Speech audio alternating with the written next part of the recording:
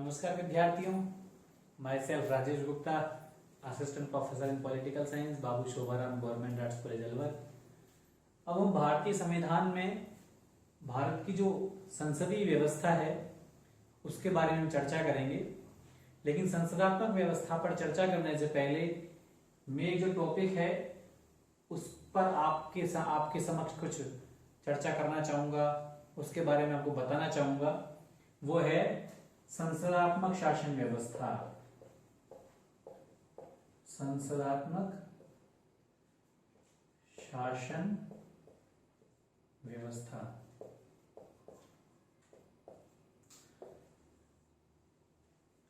संसदीय व्यवस्था पर आगे बढ़ने से पहले हमें इस टॉपिक को जानना बहुत ज्यादा जरूरी है, क्योंकि भारत में संसदात्मक शासन व्यवस्था को स्वीकार किया गया है। भारत में संसदात्मक शासन व्यवस्था अपनाई गई है। ये है क्या, इसको हमारे लिए जानना बहुत ज्यादा जरूरी है। और इसको हम जब ही जान पाएंगे जब हम संसदात्मक शासन व्यवस्था की जो तुलना है वो अध्यक्षात्मक शासन व्यवस्था से करेंगे।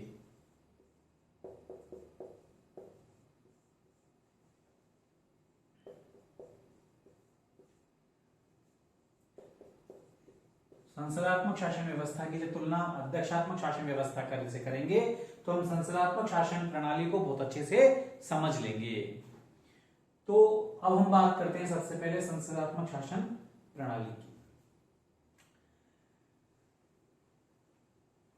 जो विभिन्न देशों की शासन व्यवस्थाएं हैं उनको हम दो आधारों पर विभाजित कर सकते हैं। एक है संसदात्मक शासन व्यवस्था, दूसरा है अध्यक्षात्मक शासन व्यवस्था। शासन को विभाजित करने के कई सारे आधार हैं, जैसे हम एकात्मक संघात्मक के आधार पर भी जो विभिन्न देशों की शासन व्यवस्थाएं हैं उनको हम विभाजित कर सकते हैं। अलग अलग शासन व्यवस्था के जो अलग अलग गुण हैं उनके आधार पर शासन व्यवस्थाओं को कई आधार पर विभाजित किया जा सकता है। लेकिन जो मुख्य आधार है वो संसदात्मक और अध्यक्षात्मक, ये हमारा टॉपिक है। इसीलिए ये जो विभाजन के आधार हैं इन्हीं पर आज हम चर्चा करेंगे। संसदात्मक शासन व्यवस्था है, दूसरा है अध्यक्षात्मक शासन व्यवस्था। संसदात्मक शासन और अध्यक्षात्मक शासन जो व्यवस्था है इनका जो आधार का जो अंतर है, अंतर का जो मुख्य बिंदु है वह है शक्तियों का पृथक्करण। शक्तियों का पृथक्करण। शक्तियों का पृथक्करण ये मुख्य आधार है। इनके आधार पर हम दोनों शासन व्यवस्थाओं में अंतर देख सकते हैं। किस प्रकार से? शक्तियों का जो पृथक्करण होता है वो मुख्यतः जो सरकार के जो तीन अंग होते हैं, कार्यपालिका, व्यवस्थापिका और न्यायपालिका।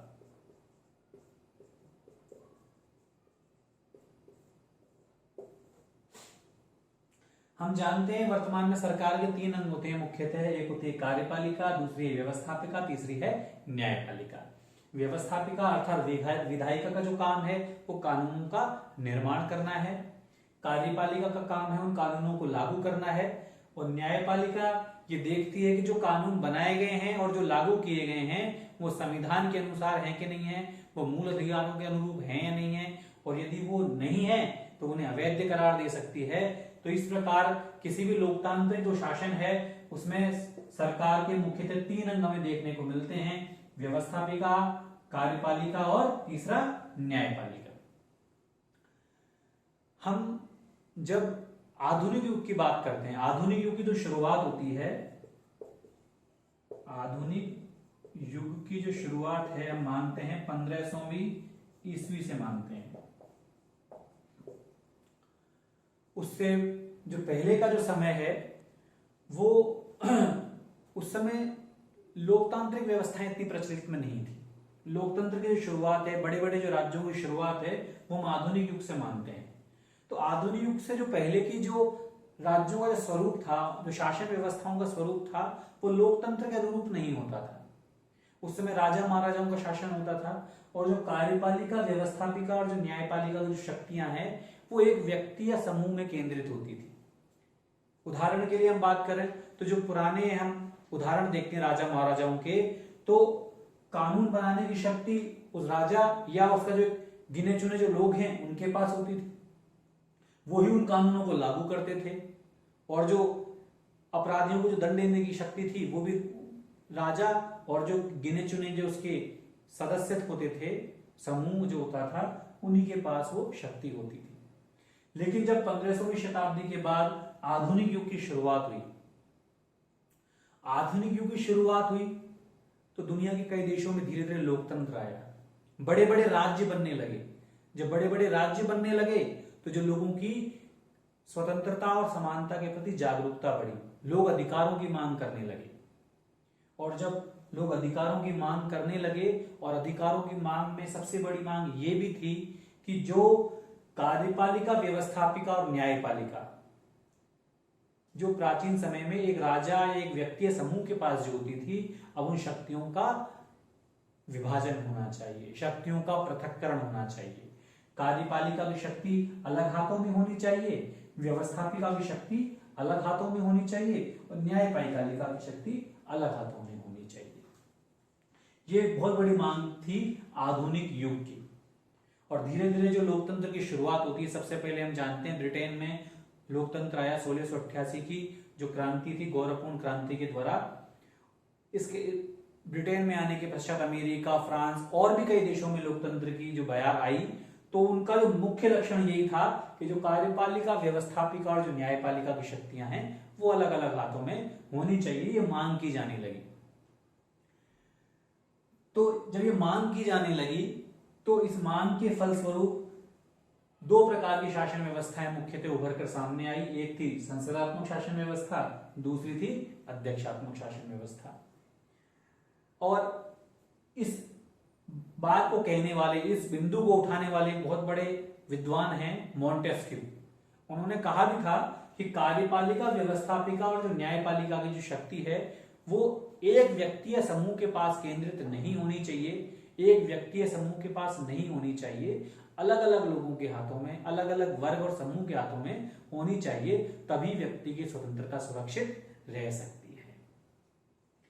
तो अब हम आते हैं, जब ये बातें कही गई उसके आधार पर जो कार्यपालिका, व्यवस्थापिका और न्यायपालिका के मध्य शक्तियों का विभाजन हुआ, शक्तियों का पृथक्करण हुआ, इसी आधार पर जो अलग अलग देशों की शासन व्यवस्थाएं हैं उनको हम दो आधारों पर डिवाइड कर सकते हैं, दो आधारों पर विभाजित किया गया है।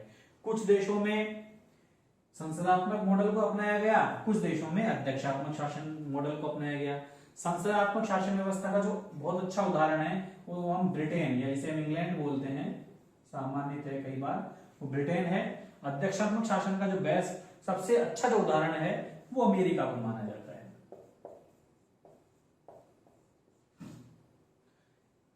इन दोनों में अब क्या फर्क है? मैंने बताया इन दोनों शासन व्यवस्थाओं में अंतर का जो मुख्य आधार है वो है क्या है? शक्तियों का पृथक्करण। कार्यपालिका, व्यवस्थापिका और न्यायपालिका। हम पहले अध्यक्षात्मक शासन व्यवस्था को समझ लेते हैं, उसके बाद संसदात्मक शासन व्यवस्था को समझना हमारे लिए बहुत आसान हो जाएगा। हमारे भारत में भी संसदात्मक शासन व्यवस्था है। तो अध्यक्षात्मक शासन व्यवस्था में शक्तियों का बिल्कुल सही तरीके से पृथक्करण देखने को मिलता है, अर्थात कार्यपालिका की शक्तियां अलग हाथों में है, व्यवस्थापिका की शक्तियां अलग हाथों में है और न्यायपालिका की शक्तियां अलग हाथों में है। बिल्कुल, ये शक्तियों का जो समुचित जो वितरण, पृथक्करण है वो किसमें देखने को मिलता है? हमें अध्यक्षात्मक शासन व्यवस्था में। इसको हम उदाहरण से समझने की कोशिश करते हैं। अध्यक्षात्मक शासन व्यवस्था में कार्यपालिका के दो प्रधान नहीं होते। संसदात्मक शासन व्यवस्था में कार्यपालिका के दो प्रधान होते हैं। अब हम आगे चलते हैं। संसदात्मक शासन व्यवस्था में कार्यपालिका के दो प्रधान,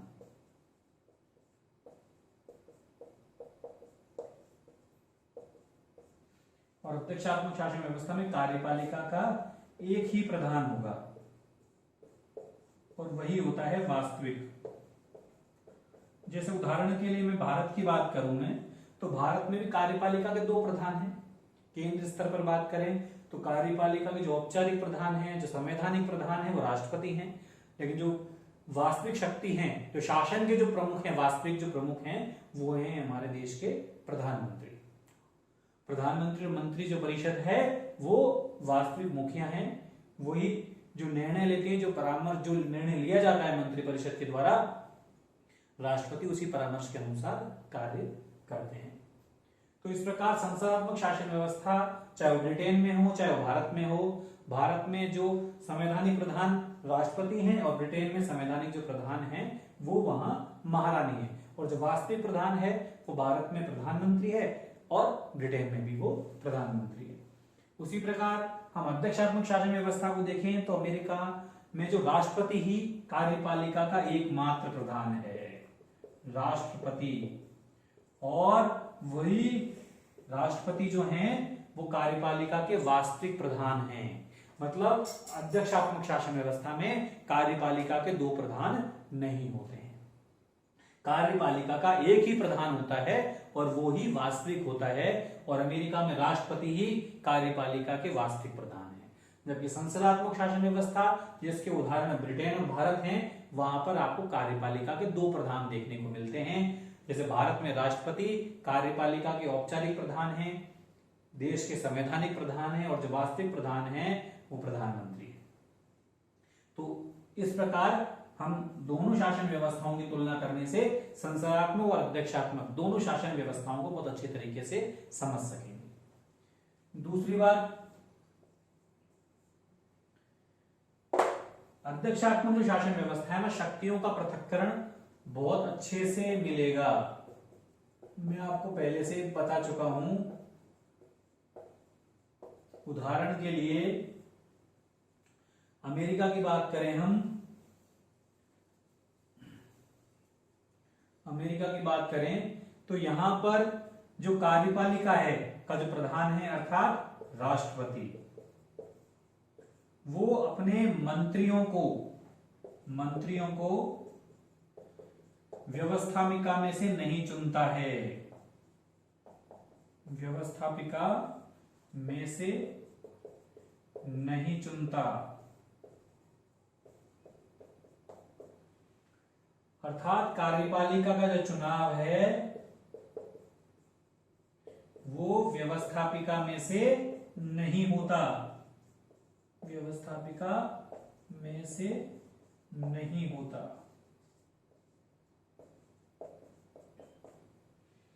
जो अमेरिकी राष्ट्रपति का जो कार्यकाल है वो 4 वर्ष है।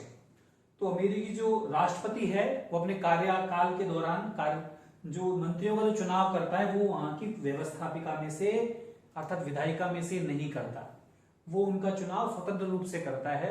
उन जो राष्ट्रपति महोदय को जो लगता है कि ये व्यक्ति मंत्री बनने लायक हैं, उनको वो ले सकता है, और वो संसद में से उनको वो नहीं लेता, विधायिका में से उनको नहीं लेता। उसी प्रकार जो वहां की संसद है, जिसे विधायिका बोलते हैं, व्यवस्थापिका बोलते हैं, वो राष्ट्रपति को सामान्यतः नहीं हटा सकती। केवल एक विशेष, यदि राष्ट्रपति संविधान का उल्लंघन करें तो महाभियोग प्रक्रिया के द्वारा ही अमेरिकी राष्ट्रपति को हटाया जा सकता है, अन्यथा सामान्य रूप से वहां की संसद राष्ट्रपति को नहीं हटा सकती। जिस प्रकार संसदात्मक शासन व्यवस्था में कार्यपालिका की जो विधायिका के प्रति, संसद के प्रति सामूहिक जिम्मेदारी होती है, यदि कार्यपालिका सही तरीके से काम न करे संसदात्मक शासन व्यवस्था में तो वहां की जो विधायिका है, जो संसद है, उसका जो निम्न सदन है, वो अविश्वास प्रस्ताव पारित करके मंत्री परिषद को हटा सकता है। लेकिन अध्यक्षात्मक शासन व्यवस्था में ऐसा नहीं होता। अध्यक्षात्मक शासन व्यवस्था में कार्यपालिका है, उसका चुनाव संसद में से नहीं होता है, और इसीलिए कार्यपालिका की सामान्यतः संसद के प्रति ऐसी कोई सामूहिक जिम्मेदारी नहीं होती जैसी संसदात्मक शासन व्यवस्था में देखने को मिलती है। अर्थात संसद कोई अविश्वास प्रस्ताव पारित करके राष्ट्रपति को सामान्यतः नहीं हटा सकती, वो केवल विशेष परिस्थिति में महाभियोग प्रस्ताव के द्वारा ही राष्ट्रपति को हटा सकती है। इस प्रकार संसदात्मक शासन व्यवस्था की यदि हम बात करें तो यहां पर जो कार्यपालिका का जो चुनाव है वो व्यवस्थापिका में से होता है। व्यवस्थापिका मतलब अर्थात संसद में से होता है। उदाहरण के लिए केंद्र स्तर पर बात करें तो जो हमारे प्रधानमंत्री है, जो मंत्रिपरिषद है, उसके लिए संसद सदस्य होना जरूरी है। यदि वो मंत्री बनते समय संसद सदस्य नहीं है तो अगले 6 माह में उनका संसद सदस्य होना जरूरी है। वो लोकसभा से भी हो सकते हैं या राज्यसभा से भी चुने जा सकते हैं, लेकिन उनका संसद सदस्य होना जरूरी है। इस प्रकार संसदात्मक शासन व्यवस्था में कार्यपालिका का चुनाव व्यवस्थापिका में से होता है। दूसरी इंपॉर्टेंट बात, कार्यपालिका का सामूहिक उत्तरदायित्व होता है। सामूहिक उत्तरदायित्व किसके प्रति होगा? संसद के प्रति।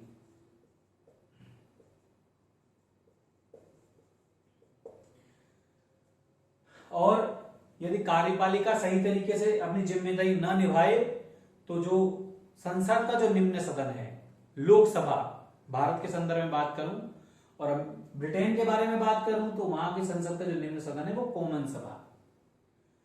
तो इन दोनों सदनों को पावर है, ब्रिटेन में कॉमन सभा को और भारत में लोकसभा को, कि यदि कार्यपालिका सही तरीके से कार्य न करे तो संसद अविश्वास प्रस्ताव पारित करके, संसद का मतलब है यहां लोकसभा अविश्वास प्रस्ताव पारित करके मंत्रिपरिषद को हटा सकती है।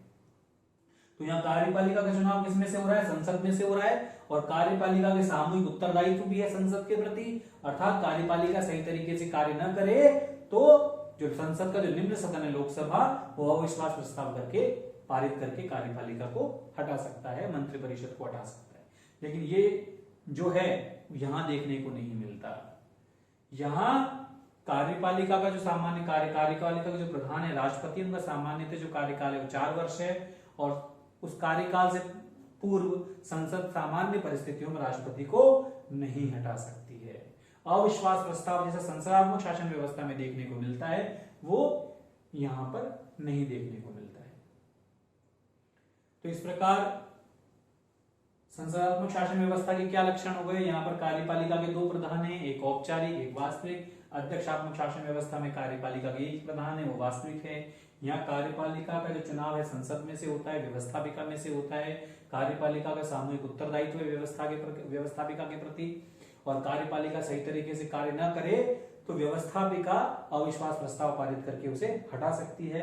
लेकिन यहाँ कार्यपालिका और व्यवस्थापिका का पूर्णतः पृथक्करण देखने को मिल रहा है हमें। यहाँ पर जो राष्ट्रपति अपने मंत्रियों का चुनाव है, कार्यपालिका के स्तर पर जो मंत्री चुने जा रहे हैं राष्ट्रपति के द्वारा, वो अपने संसद में से नहीं चुनता। का राष्ट्रपति का निश्चित कार्यकाल है, सामान्यतः संसद उसे नहीं हटा सकती। तो इस प्रकार जो कार्यपालिका और व्यवस्थापिका का जो मिश्रण वो जो संसदात्मक शासन व्यवस्था में देखने को मिल रहा है वो अध्यक्षात्मक शासन व्यवस्था में देखने को नहीं मिलता। अध्यक्षात्मक शासन व्यवस्था में कार्यपालिका और व्यवस्थापिका का पूर्ण रूप से पृथक्करण नजर आ रहा है, तो संसदात्मक शासन व्यवस्था में नहीं आ रहा है। इस प्रकार संसदात्मक शासन व्यवस्था में कार्यपालिका और व्यवस्थापिका मिली हुई होती है, जबकि अध्यक्षात्मक शासन व्यवस्था में कार्यपालिका और व्यवस्थापिका का पूर्णतः अलग अलग पृथक्करण होता है। और तीसरी हम बात करते हैं न्यायपालिका की। तो न्यायपालिका की स्वतंत्रता को संसदात्मक शासन व्यवस्था में भी सुनिश्चित किया गया है और अध्यक्षात्मक शासन व्यवस्था में भी सुनिश्चित किया गया है। तो संसदात्मक शासन व्यवस्था में न्यायपालिका को स्वतंत्रता प्राप्त है। उदाहरण के लिए भारत के यदि न्यायपालिका संबंधी प्रावधानों को देखें तो भारत में न्यायपालिका को अपने कार्यों के प्रति और पद निर्वहन में पूर्णतः स्वतंत्रता प्राप्त है ताकि वो निष्पक्ष होकर कार्य कर सके। लेकिन यहाँ पर कार्यपालिका और व्यवस्थापिका मिली हुई होती है। दूसरी तरफ अध्यक्षात्मक शासन व्यवस्था की बात करें तो यहाँ पर भी न्यायपालिका को पूर्ण स्वतंत्रता प्राप्त है अपने कार्यों में, लेकिन यहाँ पर कार्यपालिका और व्यवस्थापिका में भी पृथक्करण देखने को मिलता है।